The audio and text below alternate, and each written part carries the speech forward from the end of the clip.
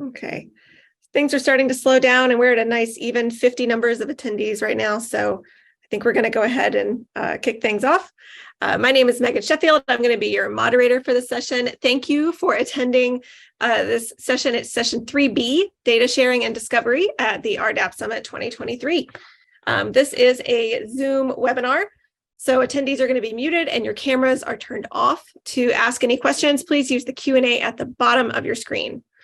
This session will run from noon to 1 p.m. Eastern Time, and the last 15 minutes are going to be reserved for Q&A.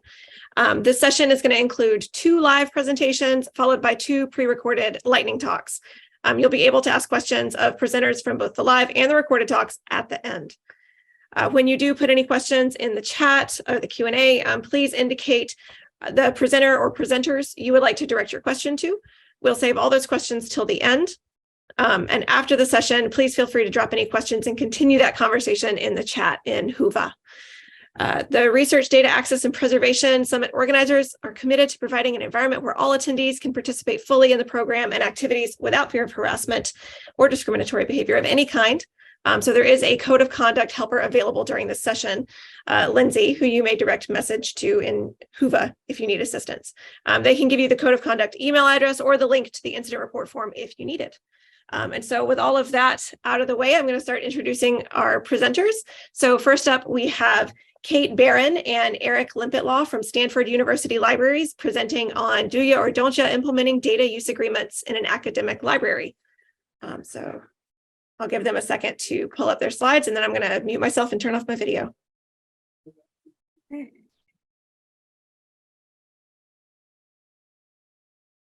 Does that look like it's working? Looks good. Okay. That's great. Thank you for the introduction and for joining us for our presentation, Do Ya or Don't Ya, Implementing Data Use Agreements in an Academic Library. We're very excited to be here and share our experiences, and we'll start out with a brief overview of who we are and how we began working together, and then jump right in. My name is Eric Limpetlaw, and I'm the Digital Collections Licensing Librarian and Acquisitions at Stanford Libraries. I began noticing more proposed language in reviewing license agreements, specifically for datasets, which placed a responsibility on the library for pushing specific terms out to our end users. I flagged this as something to investigate and ask questions like, is this something we can agree to? And if so, is this something we could actually implement? My name is Kate Barron, and I'm a research data curator in the Center for Interdisciplinary Digital Research at Stanford Libraries. My role is to ensure that the library's data collections are discoverable and reusable by the university community. Before collaborating with Eric, I worked with subject specialists to create original data use agreements or adopt vendor-provided data use agreements on an ad hoc basis. I was also tasked with managing these agreements and presenting them to end users. As the library acquired more data sets, this impromptu approach became unsustainable. I wondered, how could we create and manage data use agreements in a systematic way? And who should be involved in this process? Thanks to input from our colleagues, Eric and I realized we were both trying to address the same problem, albeit from different angles. We decided to collaborate on a library data use agreement policy and workflow. And just before moving forward, we would like to set the stage by describing the conditions in which our work was completed and defining key terms that may have unique meanings in this context. To start, Eric and I work at an academic library. Generally speaking, an academic library's mission is to collect and provide scholarly material in support of college or university research, teaching, and learning. This mission is the foundation of any work we describe today. Within our academic library, acquisitions librarians and data curators facilitate the acquisition of data sets. As part of this process, the library negotiates license agreements, which, among other things, outline all permissible and prohibited uses of the data acquisition. The data use agreement itself then becomes a smaller representation of the most relevant terms in the larger license agreement. The data use agreement is presented to the end user for signature or acknowledgement and establishes their permission to use the data set.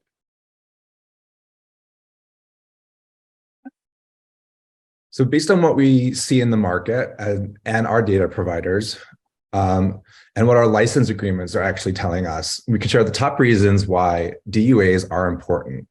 So first, starting off on the left, we want to remind people that if an obligation exists within the license agreement, then the library must fulfill it. In a moment, we'll share how to identify this obligation, but it is extremely important to understand what obligations the library is taking on and agreeing to in these agreements. When obligations are not fulfilled in any agreement, it opens up an increased liability to the library. So moving on to the right, DUAs are important to reduce data misuse. In the past, it's become somewhat of an acceptable practice to negotiate these terms and then file them away somewhere. At that time, it was technically difficult and not feasible to let every user know of every condition of use. Now, technology can help us communicate more effectively and efficiently with our users. Still, we can't do this for every agreement. So we developed ways of identifying which ones pose the most risk and which ones have express requirements. And thirdly, moving to the bottom, DUAs can help reduce the exposure of risk to a library. Through these agreements, we're essentially assigning increased responsibility to a user. A library cannot possibly police all user behavior. So by obtaining acknowledgement of conditional use by the user, the library is reducing its exposure in the event there's an incident. Think data misappropriation, copyright infringement, or something specific to a particular licensed data set. You should also recognize that this reduces exposure to the vendor and creates comfort around the security and safety of their data. So in total, it's a lot healthier for the relationship as a whole. So when do we need a DUA? To answer this question, Kate and I will look at two places. The first, the license agreement itself, and second, the data risk classification of the data. It's important to note that these can work independently as well as together to trigger the need for a DUA. I'll walk you through what language to look for in the license, and Kate is going to walk you through the data risk classification evaluation. Thanks. So now we know to pay attention to the language found in the license agreement. Not everyone's familiar with the agreements, but you can also find that this is going to be in the library obligations and responsibilities section. Specifically, we're looking for express language requiring the library to put terms found in the license agreement in front of the user. This means we're looking for clear, straightforward statements where there's no room for interpretation. We're not looking for language which may imply this obligation, but rather words that make it mandatory. And we're probably familiar with words like must and shall, which impose a mandatory obligation rather than something discretionary.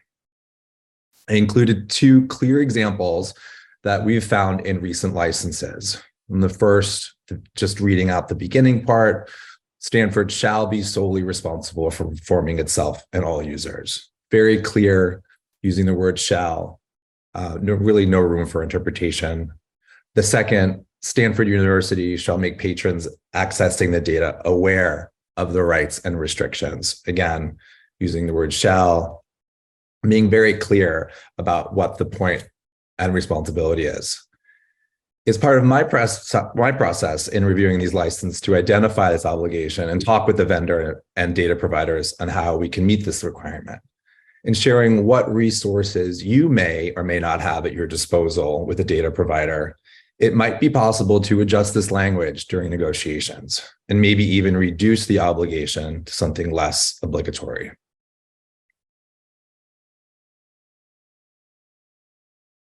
At Stanford Libraries, we will also employ a data use agreement if there's a high risk associated with the data set. We define risk according to the Stanford University IT data risk classification, which categorizes data and systems as low, moderate, or high risk.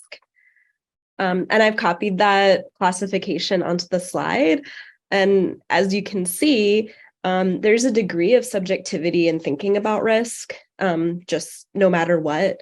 So for example, Stanford's IT classification asks us to think about how the loss of confidentiality, integrity, or availability of the data or system could impact Stanford's mission, safety, finances, or reputation. And of course, these kind of damages are really difficult to quantify. So the concrete guidance that the libraries were able to derive from this classification is that data governed by specific legal protections or data containing personally identifiable information is likely high risk.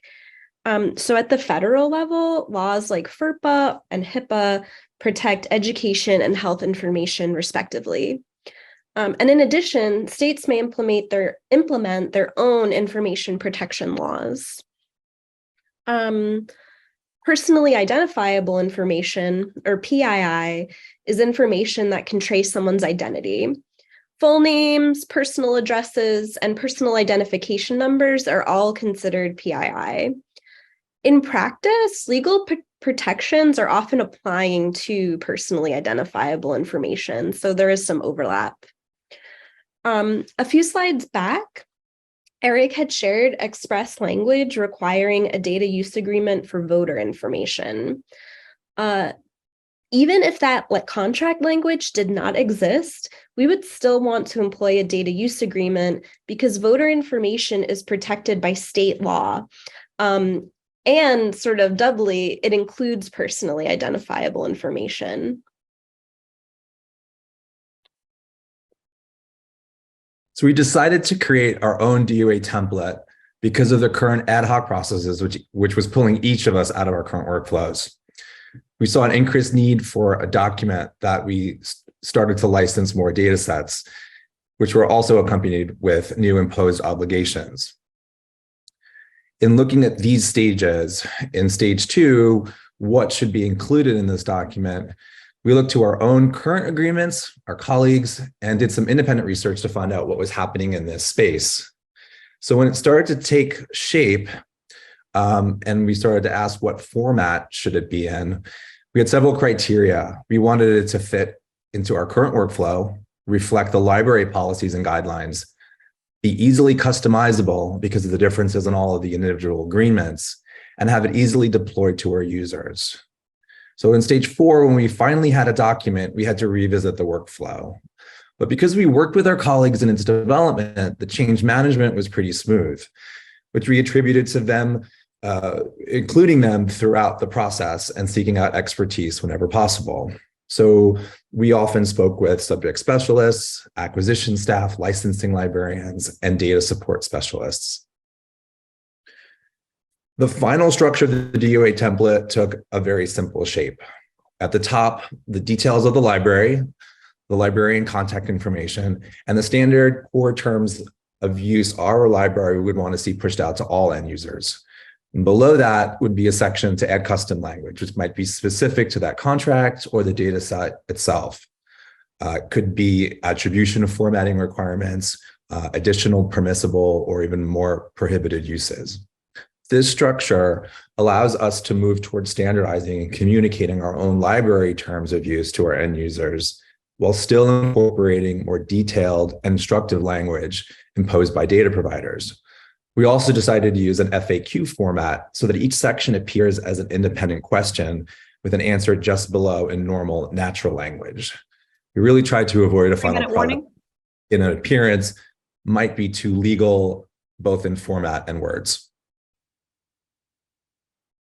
Oops. We now consider and create data use agreements during the acquisitions workflow, which is a 5-step process represented on the slide. Depending on the vendor, we will either create the data use agreement during licensing or else when the data has been staged but not yet released for end user consumption. And that is that phase is we kind of just broadly call the e-resources phase. Generally, Eric, the selector, and I work together to customize the data use agreement template according to the governing license agreement. Once the data use agreement has been finalized, Eric, the selector, and I decide how to electronically manage the agreements. Right now, we're testing active and passive assent models. If we want to maintain a record of the agreement, we can pursue an active assent model and ask users to complete a click-through data use agreement.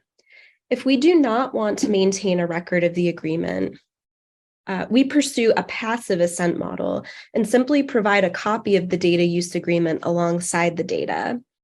In the future, Eric and I will need to develop criteria for choosing an assent model, or else employ one of these models for all DUAs.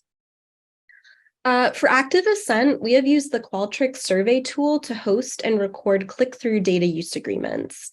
However, since adopting the data provisioning platform Rediviz, we increasingly use its built-in requirements feature to construct click-through agreements.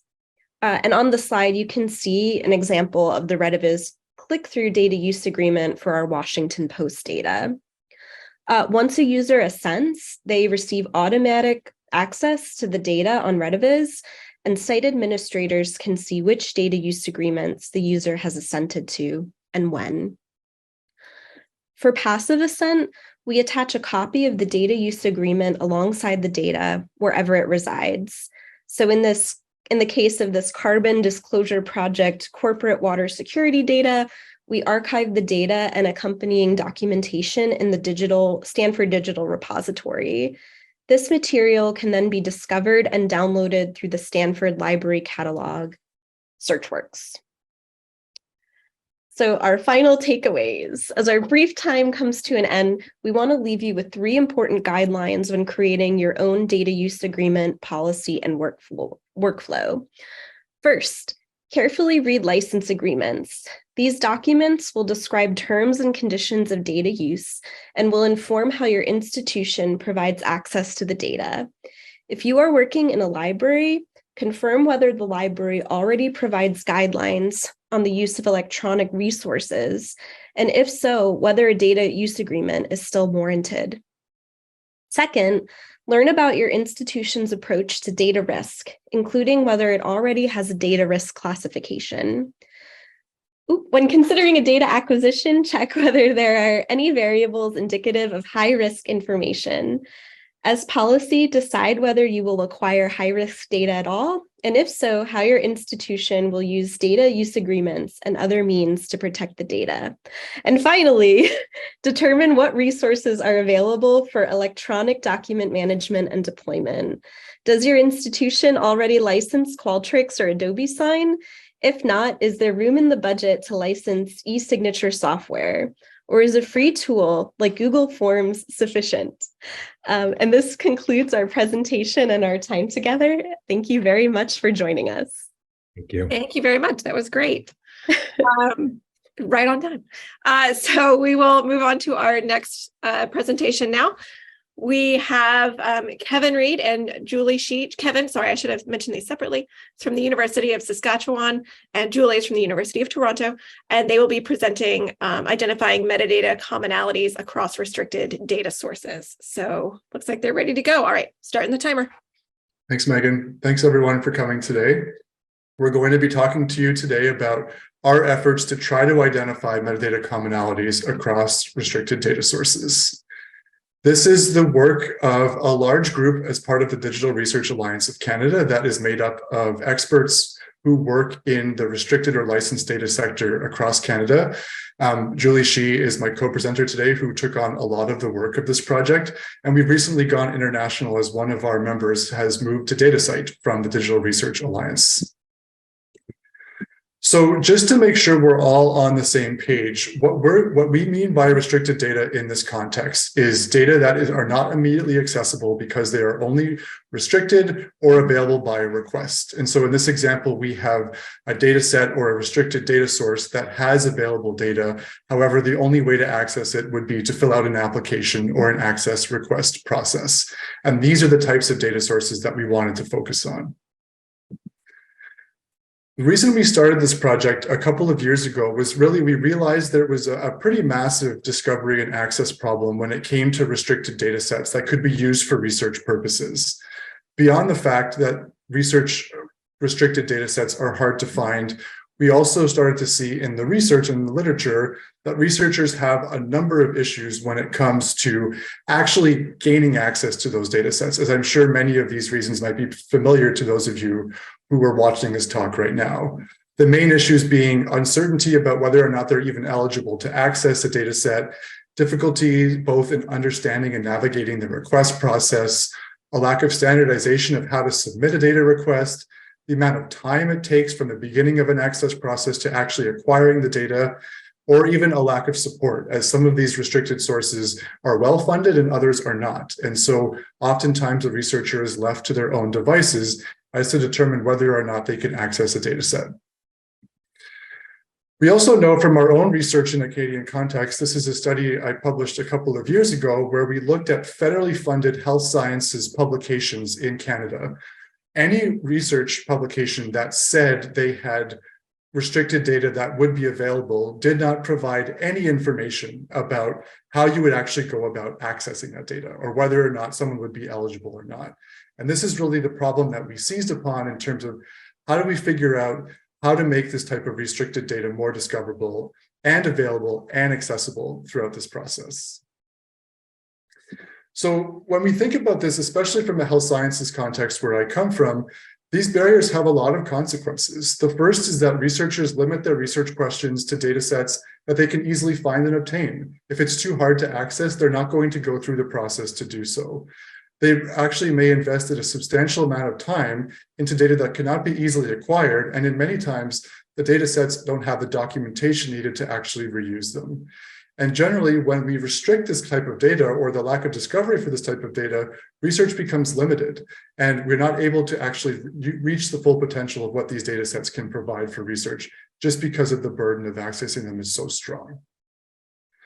And so last year, we presented a poster at RDAP about our initial attempts to learn more about this problem, which really spearheaded what we're doing now and what we're going to talk about in this presentation. What we did last year was we looked at every possible restricted data source we could find in Canada and found around over 100 data sources specifically that fit our restricted criteria.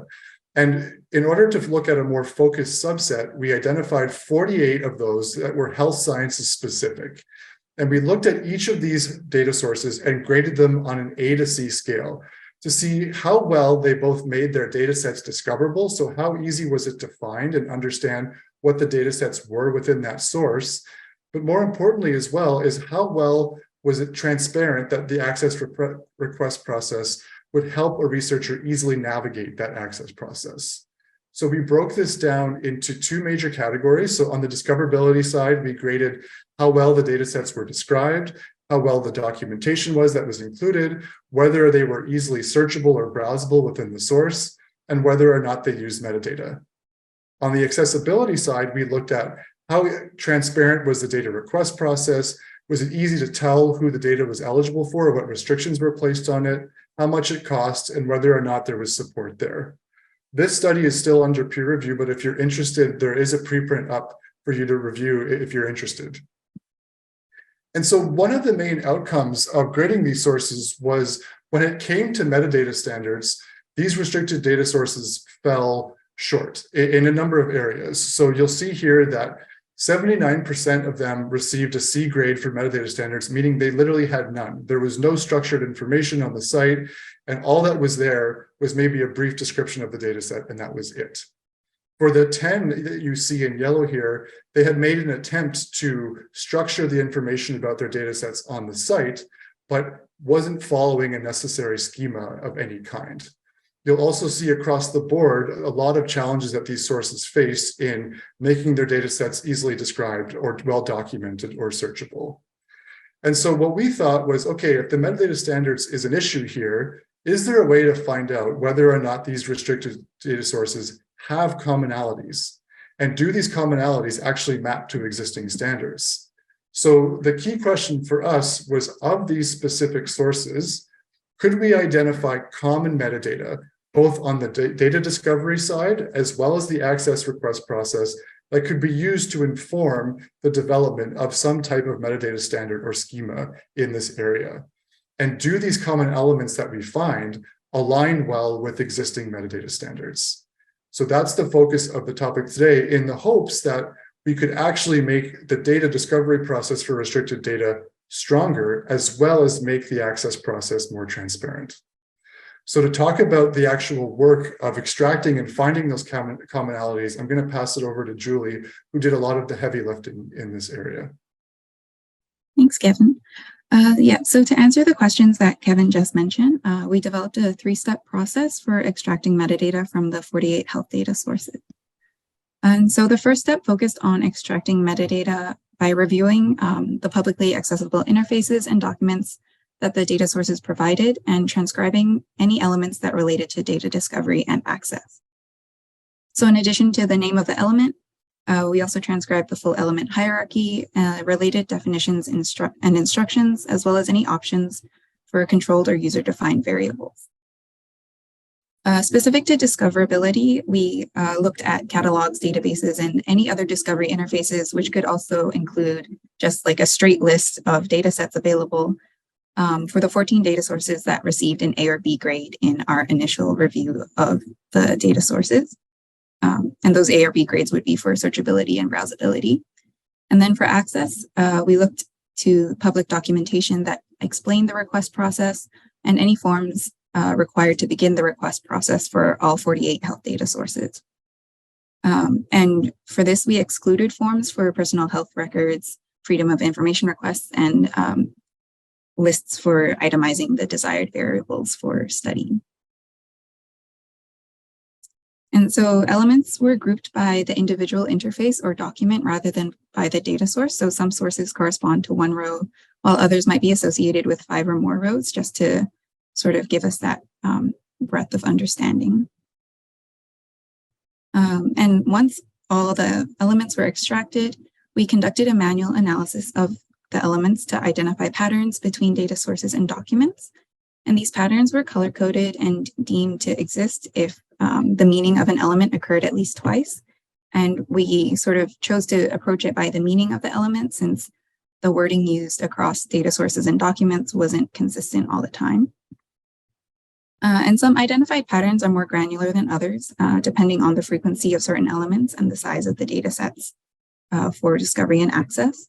So for discovery, since the data set was ended up being more manageable, the patterns are higher level,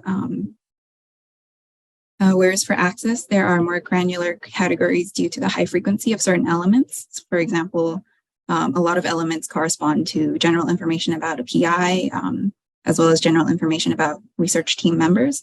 And a more granular approach was taken to make sure that potentially significant patterns weren't missed in the review. And so this pattern finding resulted in a very colorful spreadsheet, which I started referring to as a patchwork quilt. And specifically for access, the sheer number of elements that were identified led to an extra step to list up elements present in each identified category. And so this was an opportunity to double check the element assignments and to review the definitions of the categories that were sort of identified during the color coding process. And in the final step, we worked to bucket the patterns and sort of categorize them and group them into entities and sub-entities to pull out a 2-tier hierarchy of commonalities across all of the elements that we found and the patterns that we identified. So for discovery, since broader patterns were identified, the patterns were assigned as entities with associated elements grouped into sub-entities.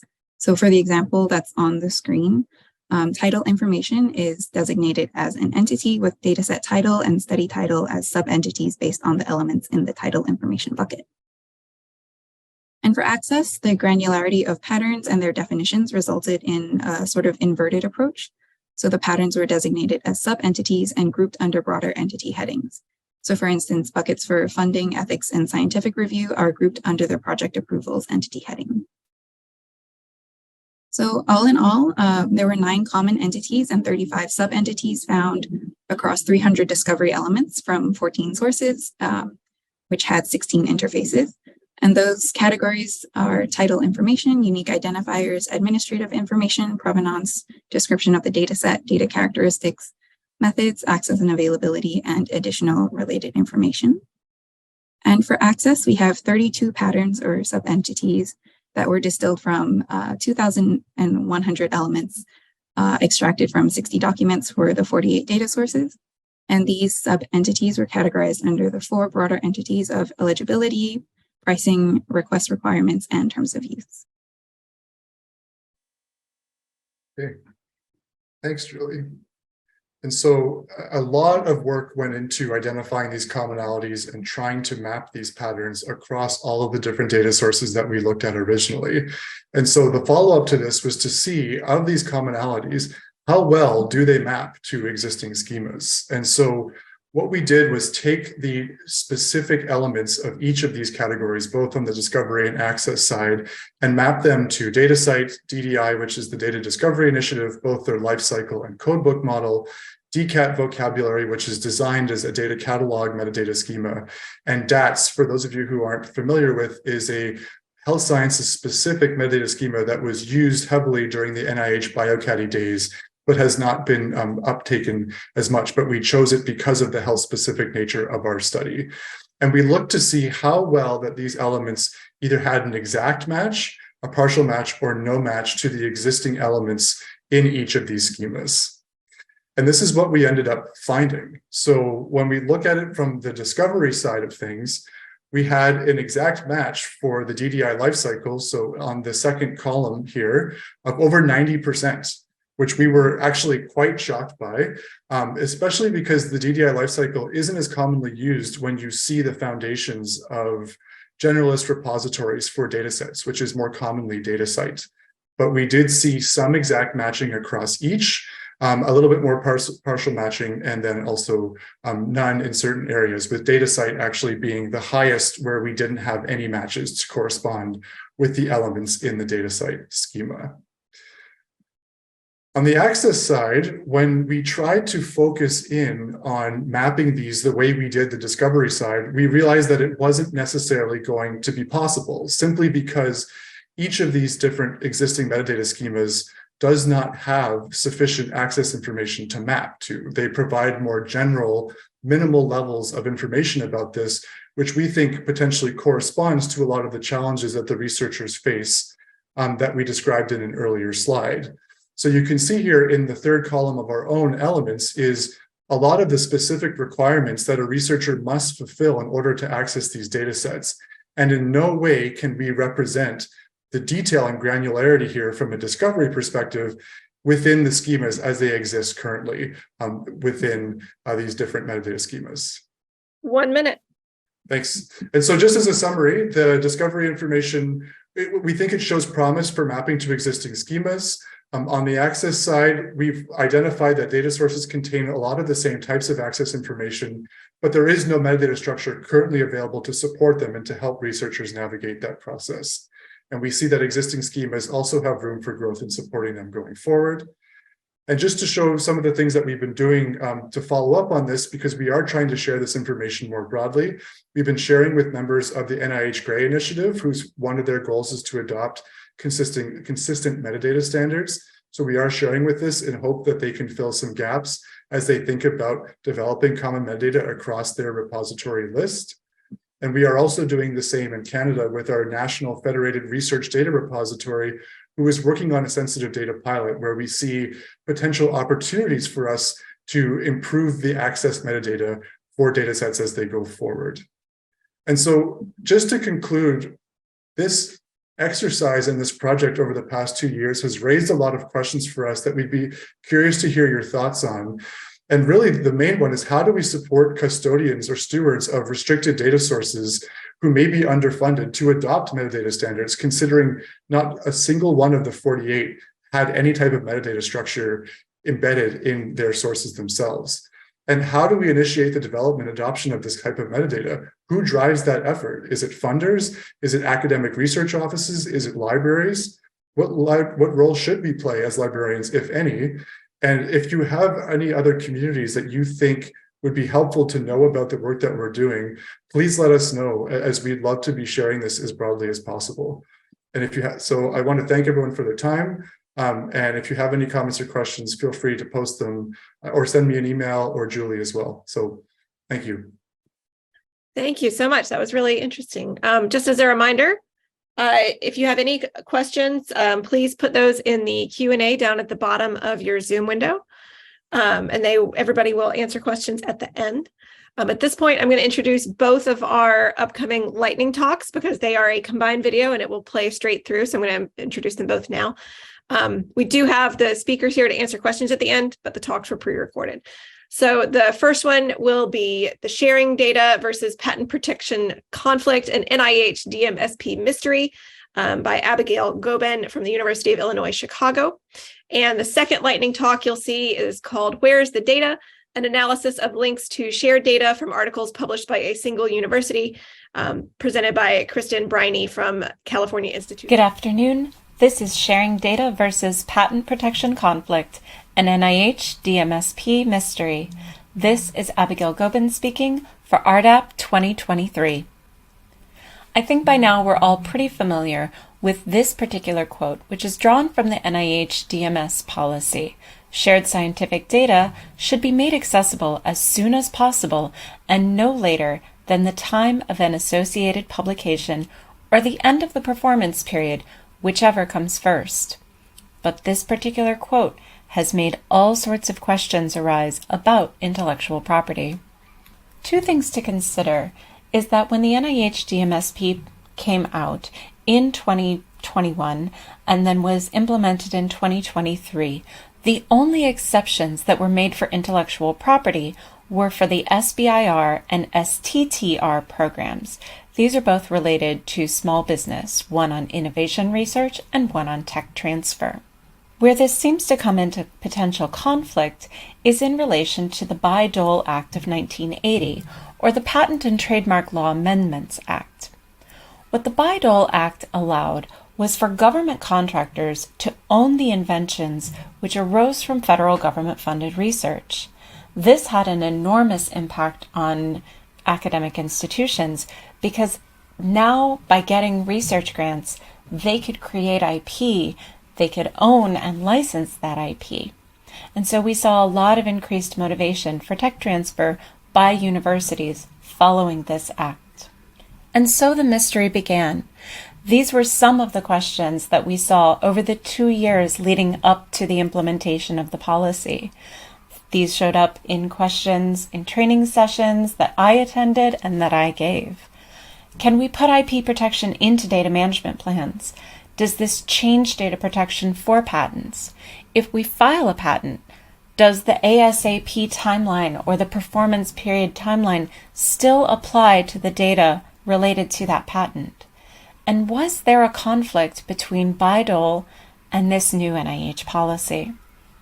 The only clear guidance we've actually received from the NIH was this particular quote from the prepared remarks of Director Taunton Payne during a September 22 training webinar. I want to make the point that limitations on sharing that involve withholding data for general unspecified intellectual property interests would generally not be consistent with the policy's goals of maximizing appropriate sharing.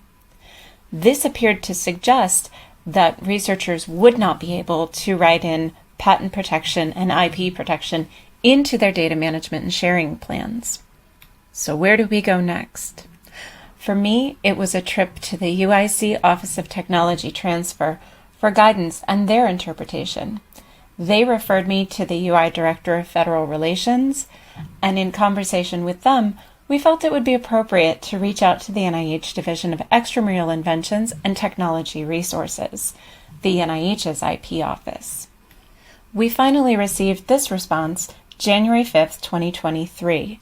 It's a really long paragraph, so I'm going to go to the next slide and show you the major point. As you see I've bolded here, they say they recognize that there may be other limits on data sharing, and securing IP rights may justify a need to delay disclosure of research findings, as well as any scientific data underlying them, and a delay of 30 to 60 days. So as yet, this is something of an unsolved mystery. We have some potentially conflicting guidance, where that guidance says general IP protection is not okay, but we might be allowed to do 30 to 60 days if there's a specific invention. And all of what I've shown you today isn't available on the Sharing NIH website. One is an email and one is a quote from a recording. And right now, we're waiting on the first round of DMP evaluations. So we don't know what the final outcome is going to be, but I hope you'll stay tuned. Hi, I'm Kristen Briney. I am the biology librarian at Caltech, and I'm here today to talk to you about an analysis of links to shared data from articles published by Caltech. So this research seeks to answer 3 questions. Where are Caltech authors sharing their research data? Number 2, where is that data no longer available? And number 3, can we outreach to gather the missing data into Caltech data repository? I'm primarily going to be speaking about question 1 and briefly touch about question 2 today. So this research actually starts in the Caltech Authors Institutional Repository, which contains articles, preprints, book chapters, etc. We just hit 100,000 records in December, so we have quite a list of publications. And we do a really thorough job of curation to the point where we include supplemental links, such as an article to its preprint, but also an article to its dataset. So what I did for this project is harvest all of the supplemental links and filter out anything with the description data in the supplemental link description, and that became the dataset for this project. I wrote a lot of code in regular expressions. I love regular expressions to analyze this data, and I'm not going to share any of it with you. Suffice it to say, if you're interested, it's on my GitHub page, username kbriney. So let's look a little bit about what I found. Do know that I downloaded this data in the middle of 2022, which is why that number is lower than the 2021 number. So we see that a lot of links that I have in my repository are recent, and I think there's 2 things that are going on. Number 1 is we're seeing an increased prevalence of shared data within the last few years, meaning we've got more and more of that data, but I also think we're doing a better job of curating the supplemental links as well. So I can't really tease out exactly what is causing this particular shape, but I think it's both things combining. Looking at the links themselves, we know that about 2/3 of them point to URLs and about 1/3 of them point to DOIs. There's also a handful of links that go directly to specific files, such as a TXT file or tarball, and there's even a few FTP links thrown in there for fun. But for the most part, mostly URLs and 1/3 DOIs. Within the URLs, I did analysis and found that about 13% of the URLs go directly to the website homepage rather than to a specific subpage or a record on the website. And I find this problematic and something I want to think about more and do some outreach on. The good news is that about 10% of the links overall go to Caltech data. We have a few URLs that really do need to be converted into DOIs on our backend. So we have some record cleanup that I identified, which is nice, but it's nice to see the use of the campus institutional data repository. Now, this is probably something that you're all interested in. Where are people actually sharing? So I'm reporting the top 10 sites by both URL homepage and the DOI prefix. And the DOI prefixes were harvested from DataCite and Crossref. So on the URL side, we have GitHub first, the NCBI resources second, and data.caltech.edu is our data repository. And those are the URLs we have to convert. It's really interesting that GitHub is first. I think this is because we don't use a standardized taxonomy to describe our supplemental links. So we have a lot of links that are described as software and data, and those are being included in this data set because they contain the word data in the description. So what's happening is we have a lot of software being shared, and we also have data sets that are being shared alongside that software in GitHub. So this is something to think about more, and maybe this is something we want to actually gather into the repository itself and gather those data sets apart from GitHub. On the DOI side, tin.caltech is our old prefix for our DOIs that we mint. So that's the data repository. It's nice to see that at the top of the list. We also have quite a few generalist repositories such as Zenodo, Figshare, Mendeley, Dryad, OSF. It's not surprising to see these on the list, but for the most part, we have the big repositories, a number of specialist players, so people are sharing all over. And of course, there's a long tail to these links where we have lots of repositories that are only used once. So there's a lot of data here, and this is just kind of the top 10 for your interest.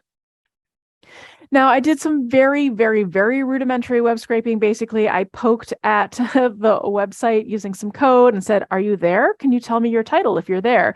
And about 8% of the links failed to send me information. Again, we see that ratio of the links that failed to scrape, about a third of them are DOIs and 2/3 are URLs. So we have some cleanup to do on the people who administer the DOIs and to let them know their DOIs are not resolving. But when I actually looked at those links in more detail in the browser, a number of those links actually worked in a browser, then they didn't work algorithmically. So I think 8% is a high estimate, but it's still kind of problematic, particularly because these are links from the last few years predominantly. So there's a lot more to do to actually analyze what's missing, the 404s, your links that are not resolving. Figure out what actually needs to be rescued or can be rescued, doing some outreach, both to gather the missing data and to inform people about where's best to share and how to share those links so they're not going to home pages. So that's all I have for you at the moment. I'm happy to answer questions. You can shoot me an email if you want to learn more. Thank you. And there it goes. If anyone else has any questions, please go ahead and let us know now. We are about at the end of our time here, so I think a lot of the questions were kind of along similar lines, so I'm not going to read every single one out loud, but they are going to be preserved in the notes. So thank you all for attending. I really want to thank both the presenters and the audience for participating. We do have a 15-minute break coming up from 1 to 1:15 Eastern Time. If you are planning to attend session 4B, that would be the one on NNLM, National Center for Data Services Intern Showcase.